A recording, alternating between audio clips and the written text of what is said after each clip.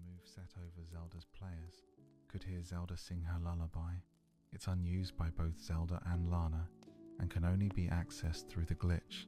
The Switch version featured a bug in the game's co-op mode. The terrain on the second place screen would be loaded onto the first player screen. If the game was kept on for too long, KOA Tecmo would eventually fix this issue in an update to the game. The 3 deciseconds version is one of the few Nintendo 3 deciseconds titles to have the 3D view disabled during gameplay. This was because the console had difficulty running the game with a lot of enemies. Playing on the new 3 deciseconds allowed more enemies to be on the screen, making Hyrule Warriors All-Stars one of the few games to utilize the power difference between the standard 3 deciseconds and improved new 3 deciseconds music. There's been a fair amount of Nintendo television shows throughout the years, and even a few movies like the Super Mario Bros. Live-action film, as well as the animated Animal Crossing film from 2006. But for every show or film that actually released, there's a project that got scrapped in this video. We'll be talking about a few of the more interesting and unique lost Nintendo shows and movies, with the first project being a modern take on their classic fantasy franchise in 2015. The Wall Street Journal reported that a new show based on the Legend of Zelda franchise was in the works at Netflix, with Nintendo reportedly working closely alongside Netflix to bring Hyrule to life. At the time of the Wall Street Journal's article, the show was said to be in its early stages of development, with Netflix seeking writers to start work on the project as an indication of what the final project might look like. The show was apparently described as a Game of Thrones, but for family audiences this rumor seemed a bit unrealistic to some, as Nintendo has historically been very protective of their intellectual properties being used for television and film as such. Several outlets tried to get confirmation on the rumor. The Wall Street Journal reached out to both Nintendo and Netflix, with a Netflix spokeswoman declining to comment, and a Nintendo spokesperson simply saying that they don't comment on rumors and speculation. Just over a month after the rumor broke, Time.com got the chance to ask then Nintendo president Satoru Iwata about the rumor. Iwata responded by saying, "As of now, I have nothing new to share with you in regard to the use of our IPS for any television shows or films, but I can at least confirm that the article in question is not based on correct information." A's comments didn't seem to outright refute the rumors, which to some looked like confirmation that something was actually happening behind the scenes with Nintendo. Netflix, despite there being some optimism, nothing came of the rumor for quite some time. 6 years after the original article, the project was finally confirmed to be real by comedian and writer Adam Conover, who's worked on several Netflix projects. But the confirmation came with some bad news that the project had been outright cancelled by Nintendo. Kona appeared as a guest on the Frank Surf Times podcast and dropped a bombshell 40 minutes into the video. Not only did Nintendo scrap the Zelda show, but they also cancelled the stop-motion Star Fox series that was also in the works at Netflix. Kona lamented suddenly there were reports Netflix wasn't going to do its Legend of Zelda anymore. I was like, what happened? And then I heard from my boss we weren't doing our Star Fox anymore. I was like, what happened? It was like someone at Netflix leaked the Legend of Zelda thing. They weren't supposed to talk about it. Nintendo freaked out and they pulled the plug on everything, the entire program, to adapt these things. This Star Fox series was going to be produced by College Humor with direct input from Star Fox creator Shigeru Miyamoto. The show's visual style would have based on Wes Anderson's stop-motion adaptation of Roald Dahl's Fantastic Mr. Fox. This came about after College Humor made a 2011 parody short titled Fantastic Mr. Star Fox that parody both Star Fox and the Fantastic Mr. Fox film. It's clear that a lot of love went into the short, with College Humor being able to not only understand the Star Fox world, but faithfully recreate the animation style of Wes Anderson, and it clearly impressed Nintendo enough for them to give the green light to adapt an entire series. However, according to Conover, the project was short-lived.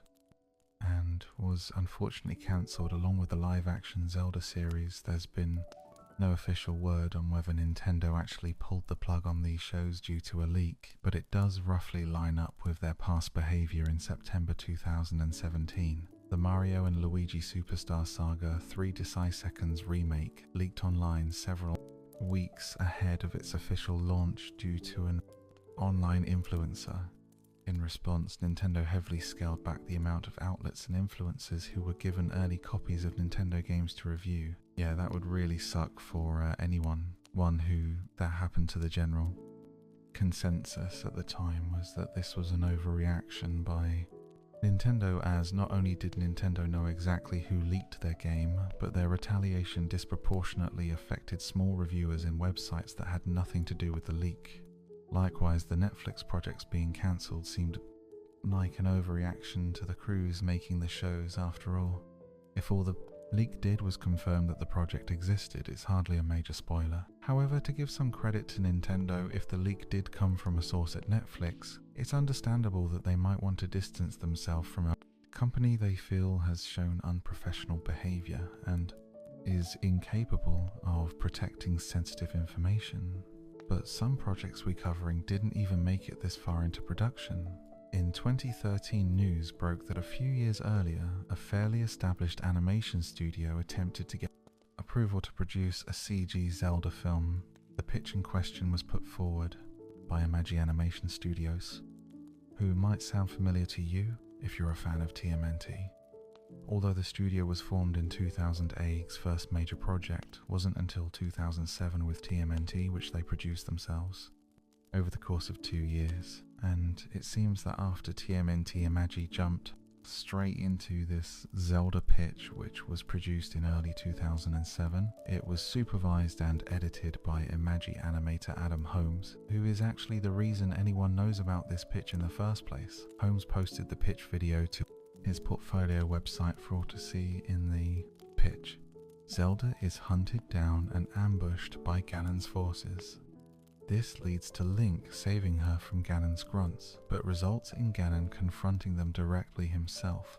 Unfortunately, the video ends before the confrontation, despite the quality of the animation and Agi demonstrating at least a basic understanding and admiration for the franchise. The pitch was turned down by Nintendo. Instead, Imagi would end up working on the 2009 Astro Boy movie, based on the popular manga of the same name.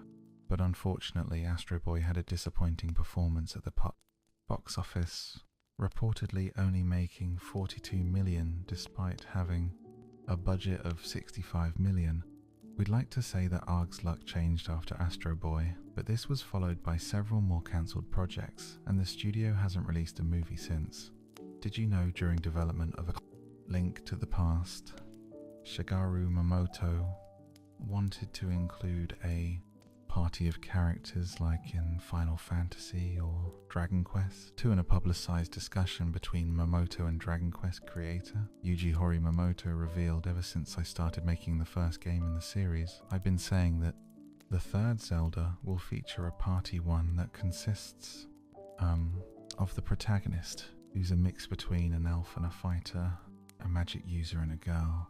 The fairy that appeared in the second Zelda title was actually a party member designed for the third Zelda game. Her purpose was to serve the role of reconnaissance. She would go and scout the surroundings without directly fighting the enemies." Other Zelda games have also gone through drastic changes during development. In early versions of the first Legend of Zelda, the old man at the beginning would give the player the choice between the wooden sword and a boomerang to start the adventure with. In the debug menu of Majora's Mask, it's possible to access an unused cutscene of the Great Fairy physically training Link in new techniques, as opposed to just magically granting them like in the final version. In The Legend of Zelda Skyward Sword, the design for the Loftwing creatures derives some inspiration from real-world animals.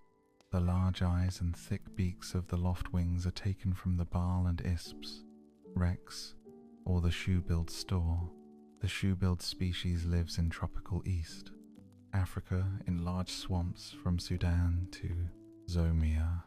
The curled toes of the loftwings were inspired by a different animal, the designer's pet Sheba. Each loftwing that lives in Skyloft has feather plumes matching their respective writer's hairstyle. According to Hyrule Historia, the designs for the human residents of Skyloft are also modelled after birds. This explains why some of the Skyloftians have bird-like names and features, like Gru, Pipit, Stritch and Paro. More elements of Skyloft also have real-world origins. Gratitude crystals are based on a popular Japanese sugar candy Konto. This candy dates back to 16th century Japan and is said to have originated in Portugal, the most iconic symbol in the series.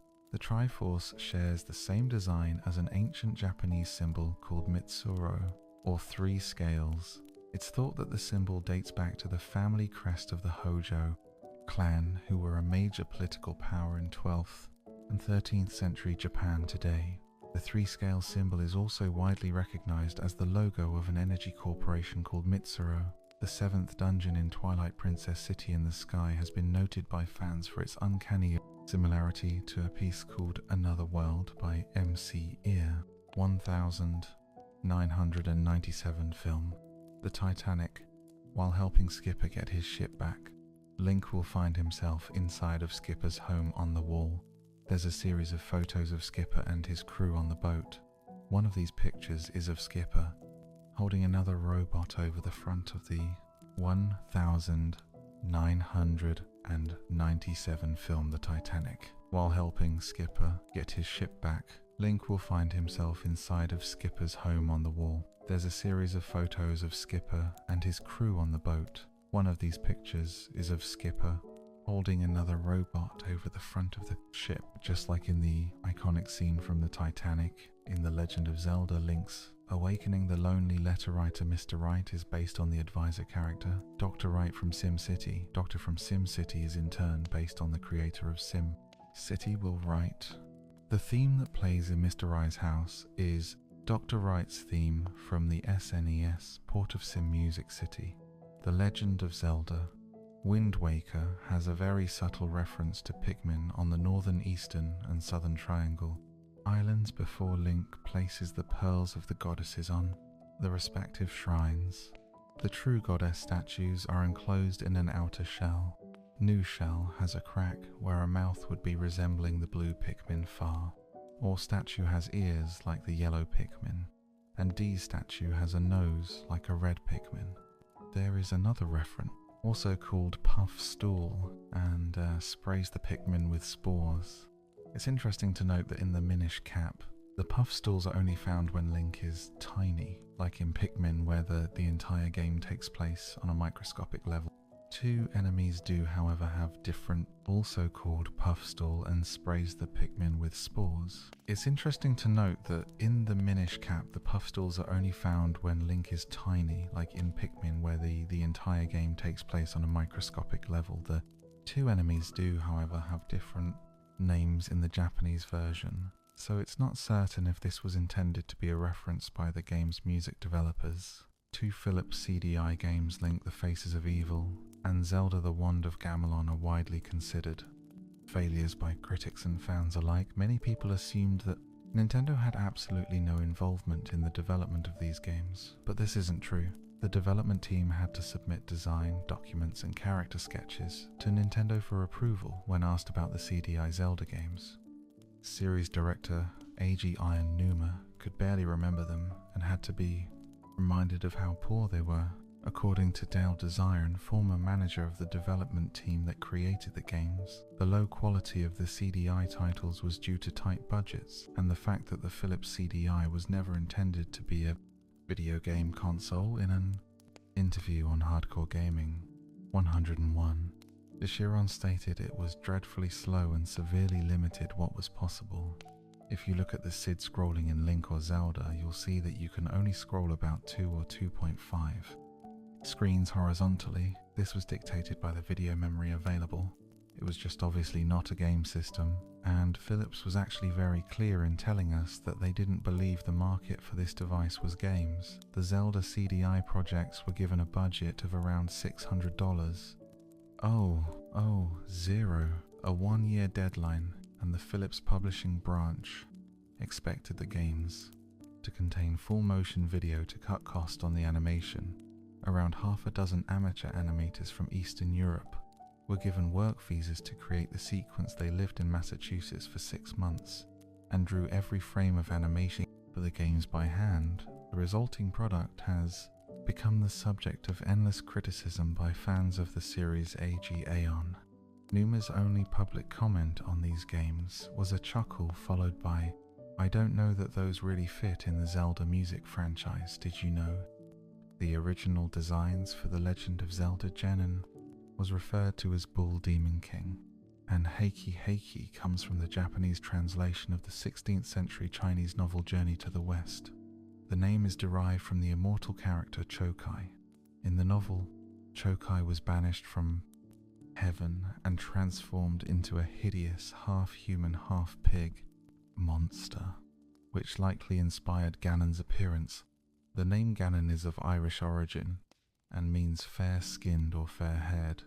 It's not known if Ganon's name is based on this Irish origin and seems like an odd choice, considering his design. While the name is canonically spelled in the Zelda series as Gnon, it was originally spelled with 2 N's in the middle. Like canon, this misspelling was present in the original Legend of Zelda, as well as the Famicom Disk System version of Zelda 2. The name was fixed in the North American NES release of Zelda 2 and has been spelled correctly in every game since. Although Ganon doesn't take part in Zelda 2 itself, he's shown on the game over screen, which threatens the return of Ganon in the Japanese game. This screen used a roar sound effect, but the English version uses a laugh. This laughing sound is actually a reused sample from Punch-Out, where it was used for Soda Music. Pinsky, The Legend of Zelda, A Link to the Past, was the first game to make mention of Ganon's human form. Ganondorf, the localization team, also took the liberty of giving him the full name of Ganondorf Dragmire. They also gave him the title of Mandrag Ganon, which apparently means Ganon of the Enchanted Thieves. These names are only mentioned in the North American instruction manual and aren't considered a part of the Zelda canon. Ganondorf made his first physical appearance in The Legend of Zelda Ocarina of Time, a game which has some interesting secrets. Ganondorf's laugh in Ocarina is the same sound effect as the forest. Temple's Post Sisters, the sound is just sped up or slowed down for each instance. After his defeat in Twilight, Princess Ganondorf has a brief monologue about the Triforce throughout history. This monologue was originally much longer. The final build of the game only includes 2 lines, but there are a total of 7 lines that can be found in the game's data. Ganondorf also appeared as the final boss and Wind Waker, wielding a pair of twin swords with highly in engravings. When translated, the engravings read Anono, a Japanese word, which means genuine or the real thing. This is perhaps in reference to an earlier boss fight against Ganondorf's doppelganger, Phantom Ganon. Interestingly, Phantom Ganon's sword is also engraved, and the hen translates as Zubor, Gabora. Zubor and Gabora are the names of the 2 blacksmiths. From Majora's Mask, Ganondorf himself does not appear in Majora's Mask. However, in the 3 Deciseconds remake, 2 horse dolls can be found in Romani's room. One of them is based on Iona, while the other appears to be based on Ganondorf's horse from Ocarina of Time. Ganondorf was also set to appear in Oracle of Ages and Seasons for the Game Boy Color. Ultimately, only Ganon's beast form made it into the games as a secret boss. All that publicly remains of his human form is a piece of concept art. Despite being a serious threat throughout most of the series, Ganon falls victim to several silly tricks and exploits in Zelda games while fighting Ganon's alter ego Agony. It's possible to deflect his fireballs with a bug-catching net, possibly as a nod to this trick. The bug-catching net can also be used to deflect Demise fireballs and Skyward Sword in Ocarina of Time. The fireballs thrown by Ganondorf and Phantom Ganon can be deflected by swinging an empty bottle, a trick that was also carried over to Wind Waker in Twilight. Princess Ganondorf has a weakness to another unusual item. The fishing rod. Pulling out the rod during and cast a line will distract him long enough for Link to attack during the development of Ocarina of Time director and producer Sharu.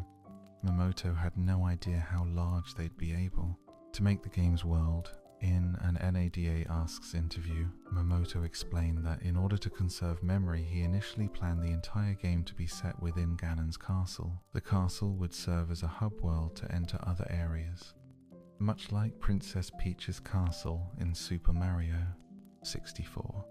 And, in a worst-case scenario, Link might not have left the castle at all. Miyamoto elaborated at first. I didn't mind making the game complete within a single building as long as I got to make Link in 3D. In other words, it might have turned out like Zelda 2: The Adventure of Link. Partially because of that, I started making it with the idea that Ganon's castle might be enough. One relic of this idea is the fight against Phantom Ganon, where the villain rides a horse in and out of paintings. Miyamoto believes the fight to be a glimpse of his original idea and would use it to illustrate the concept for colleagues for the final boss in Ocarina of Time. One early concept was to make Ganon a literal giant. The player would be forced to climb Ganon's massive body and attack his weak points. The idea was scrapped for two reasons.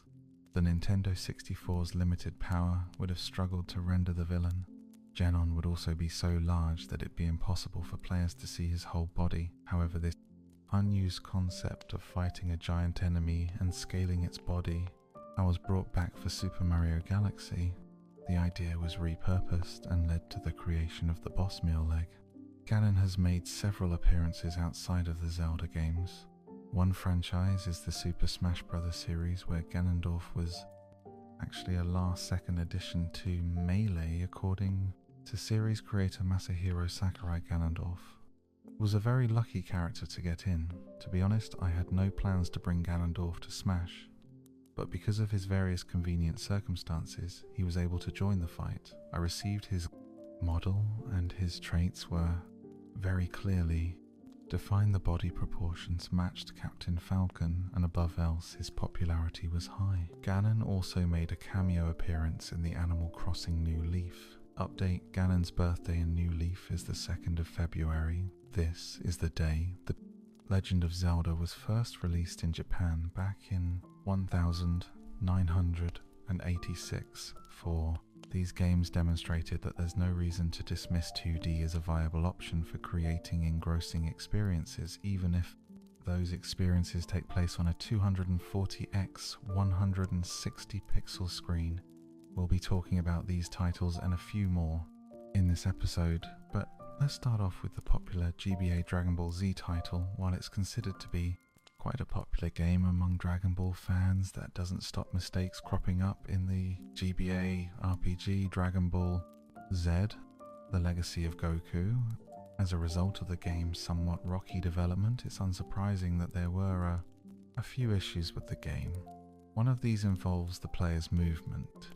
If the player is hit by a key blast whilst they're in flight mode, they should be pushed out of flight mode, but in doing so, the flight counter will still be visible on screen, and not just that, but the player becomes invincible, only losing this power when they enter a different location. This, as you might imagine, leads to some parts of the game becoming incredibly trivial.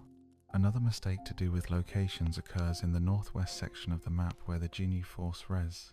It's possible in this area to actually skip this segment entirely as a result of a misplaced warp in this corner. This was very likely a mistake from the game's developers, as you're supposed to fight the Ginyu Force to progress the story, and the warp isn't even on land. But when it comes to the 4th entry in a series where every precious release has been translated into English with at least decent accuracy, you might expect better.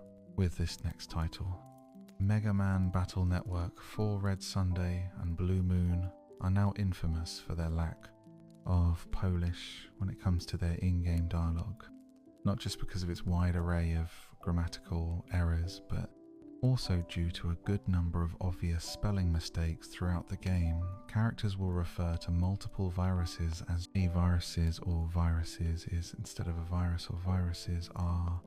There are low-level mistakes as well, such as casually mixing up 2 and 2, or simply spell-checking mistakes for words with a huge variety of single-letter mistakes. Like It Looks Live, We've Been Kidnapped, and Loosing the Dark Chip and Shade Men, of course, along with these lines which are just poorly translated in multiple ways, like Mega Man is the Jack out now, but with a huge library of games. Mega Man Battle Network 4 isn't the only game on the GBA to have some issues with its translation. Harvest Moon Friends of Mineral Town is considered to be one of the best in the series, but even this game has some problems with its English language section. At one point in the game, the player is given the opportunity to tell NPCs about a job at a winery when speaking with the town's priest. Carter, the opportunity to tell him about the job is somewhat obscured, as the options to tell him will be written in German. For some reason, these choices, when translated, are tell about the job or don't tell. If the player decides to let Carter know about the job, he will even respond in German as well, which, when translated, reads a part-time job at the winery sounds like a lot of fun, but you know, since this is an English version of the game, this is less than ideal. Next up, let's talk about Fire Emblem, this GBA Fire way of not intimidating new players who weren't accustomed to the franchise at this point. Fire Emblem was almost entirely known in the Western world due to Math and Roy's inclusion in Super Smash Bros. Melee, which was one reason this title even saw an English release at all, being released after The Binding Blade, a Japanese exclusive GBA release. You'd assumed that this game would have made improvements over their earlier entry, but there were clearly some mistakes during its development. One of these mistakes occurs with the ballista weapon used by archers, which usually has the game display no animation for their attacks, despite the fact that there is animation for the archers using the ballista in the game's data. Why these animations weren't used is unknown. This is a particularly confusing aspect of unused data, as they'd already been used in sort of seals, but they were either cut or forgotten. Another error occurs in this entry of Fire Emblem. The previous game in the series revealed that Volt is actually the son of Rebecca, but since the Blazing Blade is a prequel, it's possible to create a paradox. Rebecca is a playable character in Blazing Blade, and it's possible for her health to reach 0 and thus be subject to permadeath, preventing Volt from ever being born. Perhaps this is a bit nitpicky, but it's likely just an oversight by the Fire Emblem team, as if they had considered this, they would either have flagged Rebecca as being unable to be dealt parade death in the previous game, or would have given Volt a different mother. We mentioned the Fire Emblem on the GBA was the first in the series to be localized into English, so some mistakes are to be expected. This next piece of trivia has been mentioned on this channel many years ago, but we wanted to include it to increase its posterity and raise awareness of just how great a man Stuart Gilray was. Pinball Challenge Deluxe was a simple to be the crowning jewel of their generation, according to the late and great Stuart Gilray, who worked as the director of development at the time of the game's releases. Hardware issues sprang up, which were out of the development team's control upon publication. The game fails to save any data at all when it's turned off, despite the fact that the team had included a save feature in the game's code. Gilray explained, "We created the game to allow saves, etc., but for some reason, I'm guessing budgetary Ubisoft at the last minute decided to not manufacture the game with EOM save memory." Stuart Gilray also went on to state that saving the game does work when using a flash cart, or if the game is played through emulation, and that he would encourage people that play it to play it on a backup cart, just so to allow saving. Rest in peace, Stuart. You were a real one. Some mistakes in games aren't so detrimental to the player, and really you could probably just ignore them or not even noticing at all. This is the case for a mistake that shows up in Digimon Battle Spirit. The game is undoubtedly a very well produced love letter to the Digimon series, and is also aort of an earlier game, released exclusively in Japan for the Wonder Swan, but this doesn't mean that the team didn't make some mistakes along. The way the game's final boss, Millenniumon, is incorrectly depicted in-game as having 2 red fingers despite official artwork showing him as only having 1 on the top of his left hand. This wasn't new mistake introduced to the GBA, but also appeared in the earlier release, but apparently the devs failed to spot it a second time when bringing it to the Nintendo handheld. So far we've mentioned a lot of translations and Japanese exclusives, but this next piece is about a game which never received an official translation and has always remained in Japan, save for it's a very high quality fan translation. Of course, it's Mother 3. It is in this instance that a mistake simply led to a fun little Easter egg in Chapter 7 when a hooded Mr. Satin gives the player back the courage badge. Mr. Satin says goodbye to the player and walks a few spaces off screen where it is. He's supposed to stop and disappear. However, due to a bug, he will remain in that spot just a few spaces away from the player. Toy revealed in an interview that he actually liked this bug, so he decided to keep it there and write some text for him, because he's not a bug, he's a feature. Another popular game, Boy Advanced RPG is, and you probably guessed this one by now, it's Pokémon, and this time we're looking at Emerald Edition.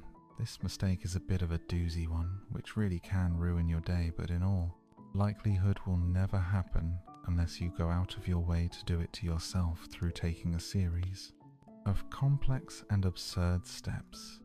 As demonstrated by YouTuber peers Prey, it's possible to cause the game to completely soft lock by performing these steps. The game will essentially force the player into a situation where they have no money or resources and no means of acquiring more money or mons, and with only 1 Pokemon, a level 100 Electrode that only knows a single move, self-destruct. If this is done correctly, then the player can find themselves stuck at the Pokemon League building, unable to progress and unable to retreat. This soft loog is not possible to recreate in the Generation 6 remakes released on the 3 Deciseconds.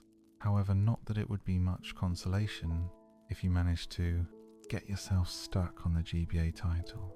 Did you know Mother 3 was conceived during a stressful period before Earthbound's launch series?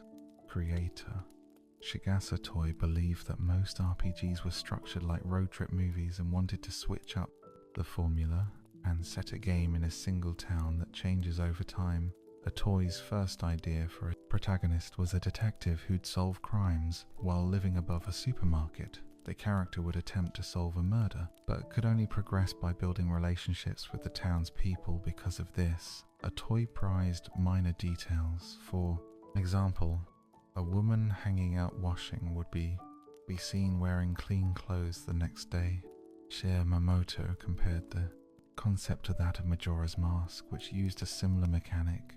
Sata Ada, producer of the Mother 3 project, hinted that a toy's pitch may have influenced Animal Crossing, which he described as the realization of a toy's idea. Mother 3 was originally planned for the Super Nintendo but soon changed course, becoming a 3D Nintendo 64 disc drive game. Several screenshots from this time featured a playable character who looked like NES, the protagonist of Earthbound, suggesting the game Mamoto to consider letting players transfer their art from the Japan-only Mario artist into Mother 3, a toy, immediately. Mamoto to consider letting players transfer their art from the Japan-only Mario artist into Mother 3, a toy, immediately. Shot this idea down as he didn't want to include features just to show off the console's capabilities. After the commercial failure of the 64DD, the game changed course, again aiming for release on the Nintendo 64 due to the Earthbound teams and experience with 3D technology. A brand new team was brought in to develop Mother 3, but this team was unfamiliar with the Sir series, and Ada would often have to give them advice on how to construct gameplay scenarios. Things were made even more difficult by A's absence during development, as he had other commitments in America. And Kyoto, the scope of the game was also too large for the team due to the complex interplay between the world and the characters. Some elements were unfeasible with the Nintendo 64's hardware, but the team stubbornly pursued them. Inspired by A's words of encouragement, never say a programmer can't do something after 3 console changes in 6 years. In development, Mother 3 was cancelled in August of 2000. In an interview with Atoy Momoto, Ada estimated the game was anywhere between 30 to 60% complete when it was cancelled. It was in this same interview that Atoy mentioned the possibility of restarting the project on the Game Boy Advance. Producers discouraged him, saying it would be just as much work to make a GBA game as an N64 game. Nevertheless, the project was restarted in 2003 for the Game Boy Advance.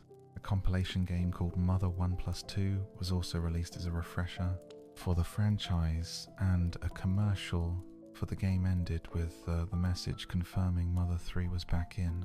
Development at Toy did not regret downsizing the game. He felt the final product reflected his vision and was happy.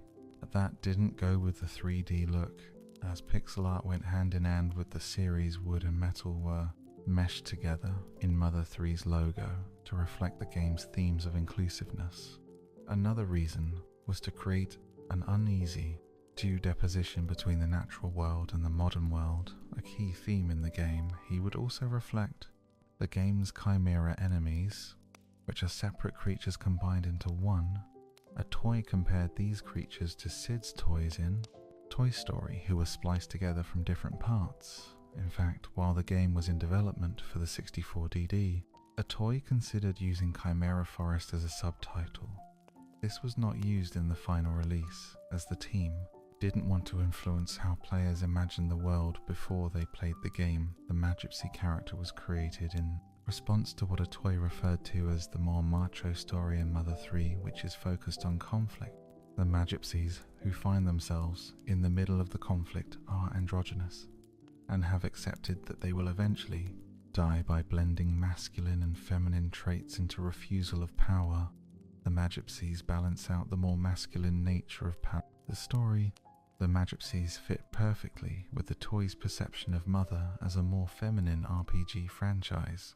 When one of the Magypsies begins to disappear, they say a phrase which roughly translates to "I'm disappearing for a bit, I'm..."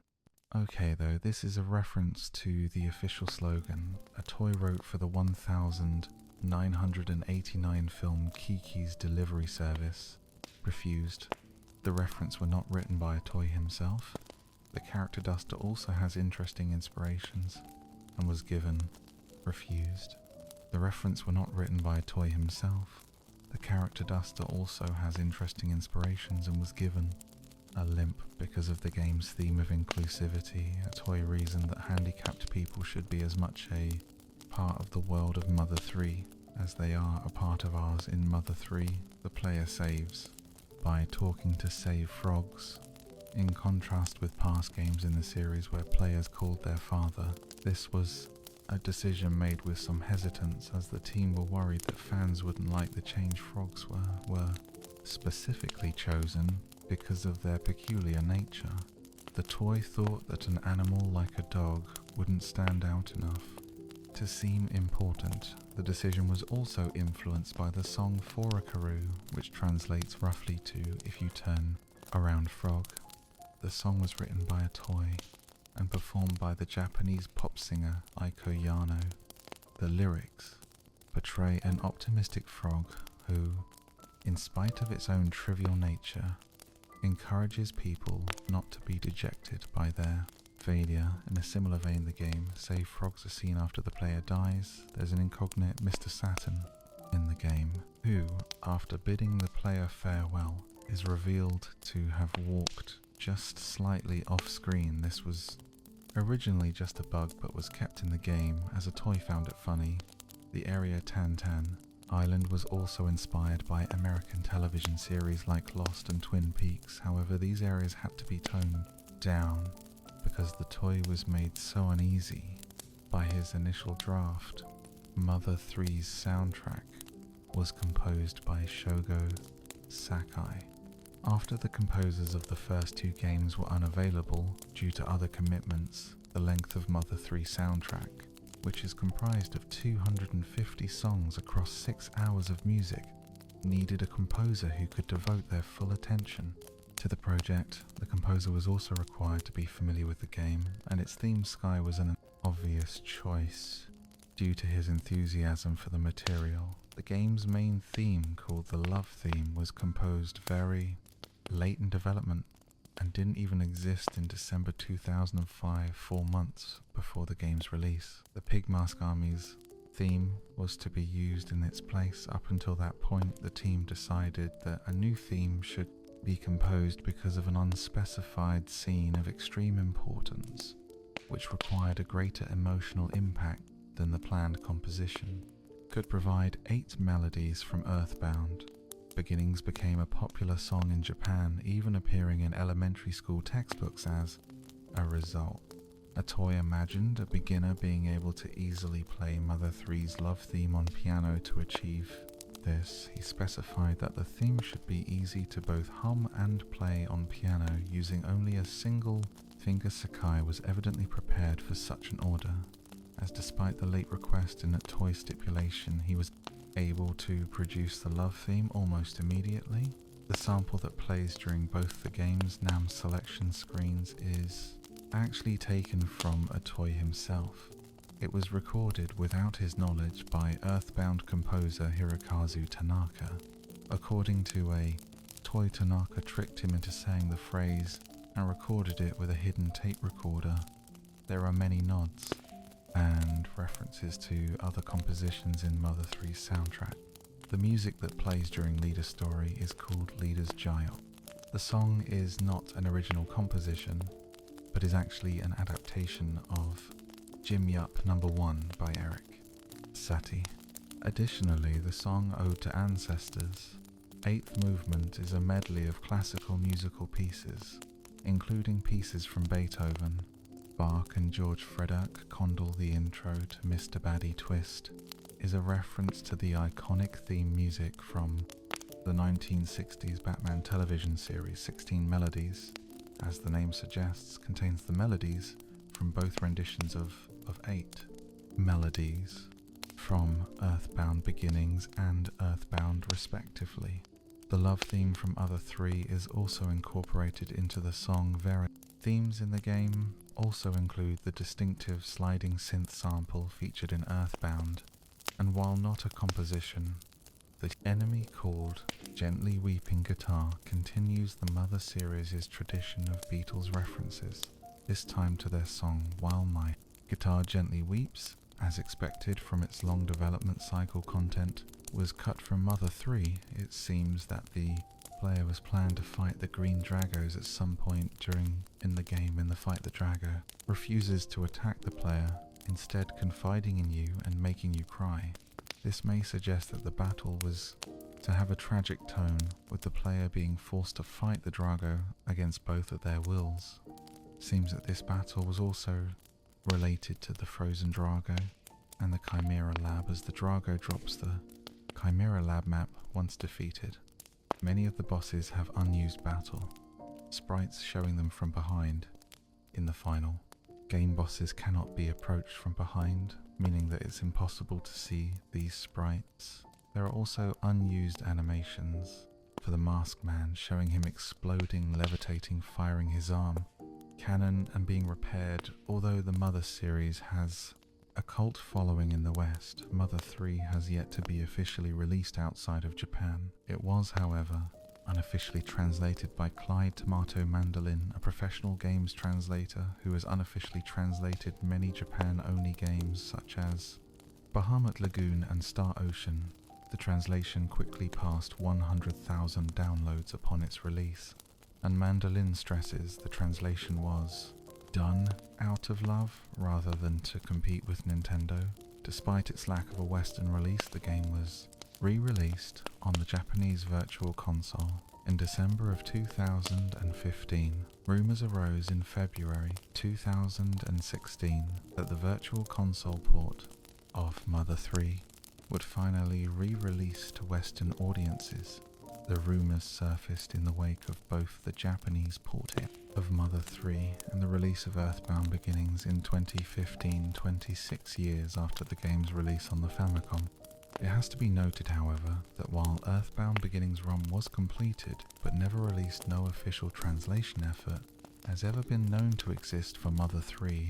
As a result, porting Mother 3 to a Western platform would take significantly more work than Earthbound Beginnings did. Shasat at Toy has denied rumours that Mother 4 is in development.